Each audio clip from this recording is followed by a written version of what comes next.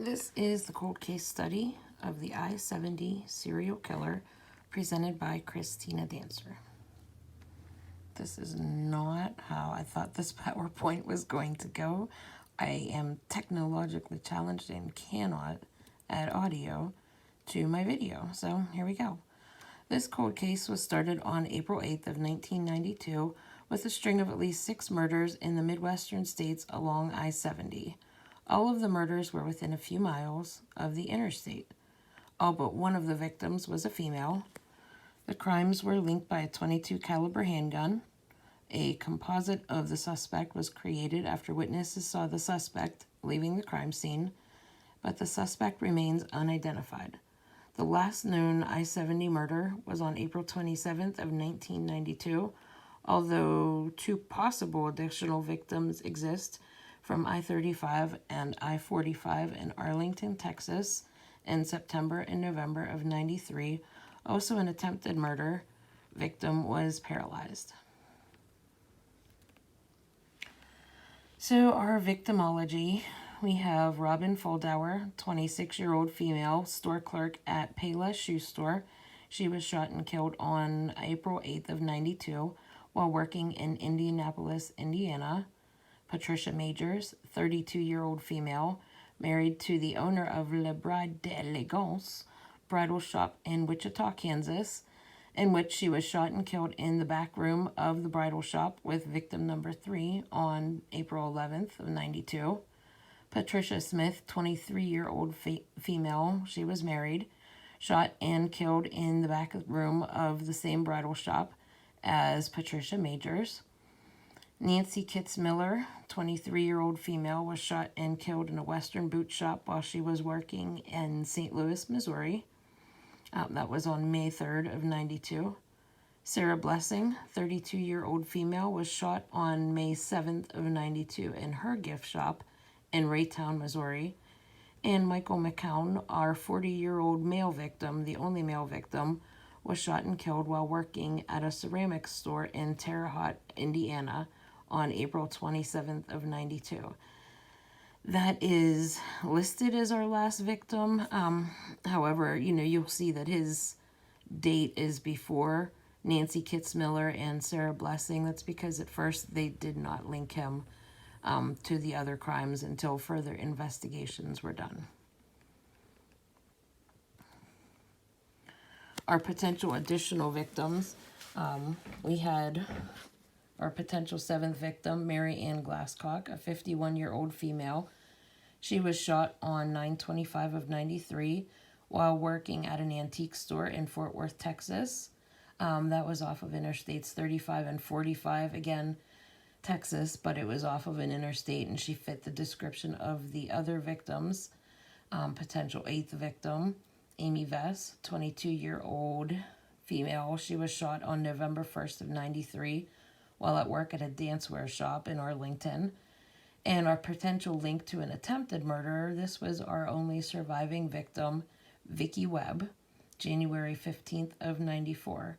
The reason these are potential victims is that investigators found with ballistics testing that a different weapon was used. You'll see our crime scene areas range from Indianapolis, Indiana, Terre Haute, Indiana, St. Charles, Missouri, Raytown, Missouri, and Wichita, Kansas. And now we're going to go in and learn a little bit more about our victims. Robin Foldauer, our first victim, this poor woman, she filled in for a coworker who called in sick that day. Turned out to be fortunate for the coworker, not so fortunate for Robin. Jeff Mayrose, he was an eyewitness to the suspect. He worked in a paint store nearby. When he saw the man in the green jacket carrying a large bag, he visited the paint store. He circled the shoe store and then sat on a curb outside of the shoe store while he rifled through his bag and talked to himself. Mr. Mayrose thought he seemed to be slightly insane. He saw the man hitch a ride around 2 p.m. Robin Foldauer was later found shot to death, and no items were missing. Victims 2 and 3 were killed in the same location. Patricia Majors, 32, Patricia Smith, 23 years old, both at Bride d'Elegance. I like to say that. The bridal shop in Wichita, Kansas. Patricia was the store owner. Patricia Majors was the store owner. Patricia Smith was a bridal consultant. The store actually closed at 6 p.m. The ladies stayed late because a man needed to pick up his cummerbund for his tuxedo. He came at 8:30 p.m. And when the man picking up his tuxedo came, he encountered the killer, who actually let him go. Seems a little odd that the killer actually let him go.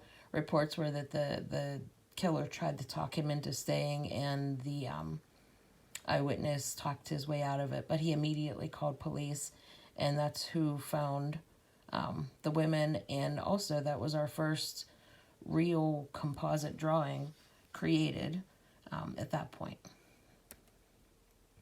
Victim number 4, Nancy Kitzmiller, 23 years old, shot and killed in a Western boot shop where she was working in St. Louis, Missouri, May 3rd, 92, again with a .22 caliber handgun at close range.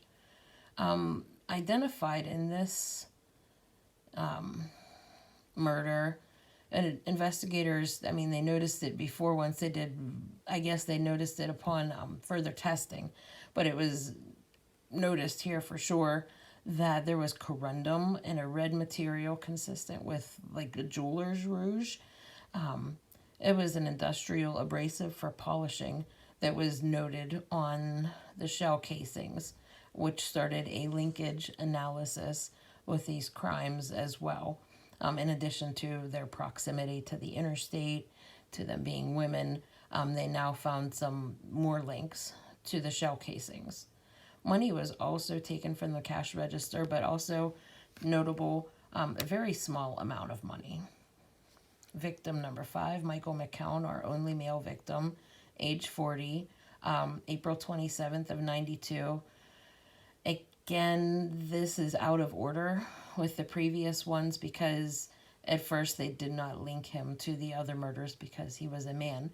But then the theories started going around because he had long hair and a ponytail, he wore an earring, that maybe the suspects mistook him for another woman.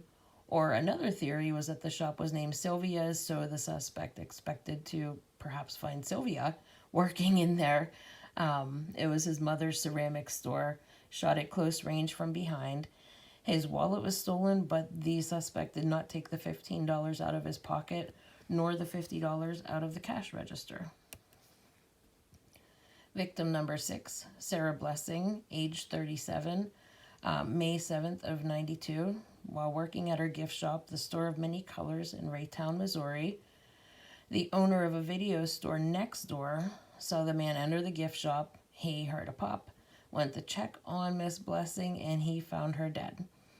Also, a grocery store clerk nearby reported having seen the suspect climb a hillside towards I-70 shortly after the crime. Again, the shell casings found the same abrasive that were located at other crime scenes. Our remaining possible victims, again I say possible because these were found to be, through ballistics testing, a different weapon which killed these folks, and also they were not on I-70. Marianne Glasscock, 51 years old, was shot in her antique store on Fort Worth, Texas, near Interstates 35 and 45. Amy Vess, a 22-year-old female, shot on November 1st of 93, working in Arlington, Texas. And Vicki Webb, our only surviving victim, was shot in Houston, Texas on January 15th of 94. The MO, the modus operandi, was similar in that these were murders in a small shop off of an interstate, but again, proved to be a different weapon used. Again, with the MO, the modus operandi, the victims were shot at close range from behind with a .22 caliber handgun. All but one victim was a woman. They all had long, dark hair. The murders took place in close proximity to interstates in the Midwest in very small shops. And it was quiet times of the day, lunchtime, near closing time, where a few people would be around. No significant money was stolen from them. There was no sexual assault. And the shops were all located in strip malls just off of the interstate. Crime scene evidence, you could find very little pieces of evidence at the crime scenes, although our linkage analysis links shell casings from a 22 caliber handgun. Again, the jeweler's rouge, the industrial abrasive, was found on there. So it made people, investigators, believe that perhaps this was an industrial type source. Perhaps the suspect worked with industrial items, maybe even in the automotive industry. Also, I think it was all but one of the crime scenes was near an automotive industrial area. Kind of a far cry when you're trying to link those together, but I think when you have a cold case, any link is a potential lead. And the handgun used was thought to be a pistol firing a 22 caliber long rifle bullet. In 2012, authorities announced that they suspected a semi-automatic Irma Werke, a ET-22, which is a replica of a German army gun. So what was the motive? And investigators believe it was just for the thrill of the kill. Again, with our timeline and mapping, April 8th, April 11th, April 27th, May 3rd, May 7th, and then we skipped some time. That was all 1992. And then in Texas, you had possible links to the first 6 victims, and that was September 25th, November 2nd of 93, and then January 15th of 94. Geographical profiling. This case has been investigated by at least 3 states and multiple criminal profilers who were involved in the case. They believe that the killer originated from the Indianapolis area because that's where the crimes committed. They began when the killing spree began. Also, links again were made to the automotive industry, as the shell casings had an industrial type residue found on them. Not a very strong lead, but like I said before, any link is a possible lead. When you're talking about a cold case, I think that's pretty important. So was our suspect organized or disorganized? And my theory is that it was both. He was organized mostly, and he was potentially a skilled worker.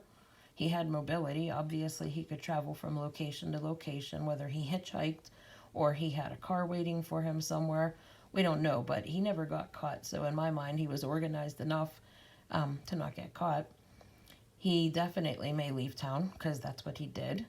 The victims were targeted strangers. He sought out women of that age, that composure, the same build, the same hair color. He looked for people in small stores off of the interstate, and there was no weapon at the crime scenes. He was disorganized in the fact that he was socially inadequate. I say that because Jeff Mayros, one of the eyewitnesses, thought he was talking to himself and seemed somewhat slightly insane as he walked around, and he was kind of laughing to himself, one report said. Minimal use of alcohol, that's questionable. Nobody noted the presence or absence of alcohol or the smell or any evidence of it, but I thought I'd throw it in there. The bodies were left at the crime scene, and there was no use of restraint. Criminology, our composite drawings provided from several eyewitnesses came up with a man with sleepy eyes. He was 22 to 32 years old, 5'7" to 5'9", and that's the drawing that they came up with. Right now, the case status is it's a cold case. It's unsolved. They suspected Herb Baumeister potentially to be our killer. Turned out that he lured homosexual men from bars and places around and brought them home and killed them. He found 11 bodies. The investigators found 11 bodies of male victims on his property, but none of that fits our crime scene in our MO. So it's entirely possible that the killer is still out there. He'd be 50 or 60 years old.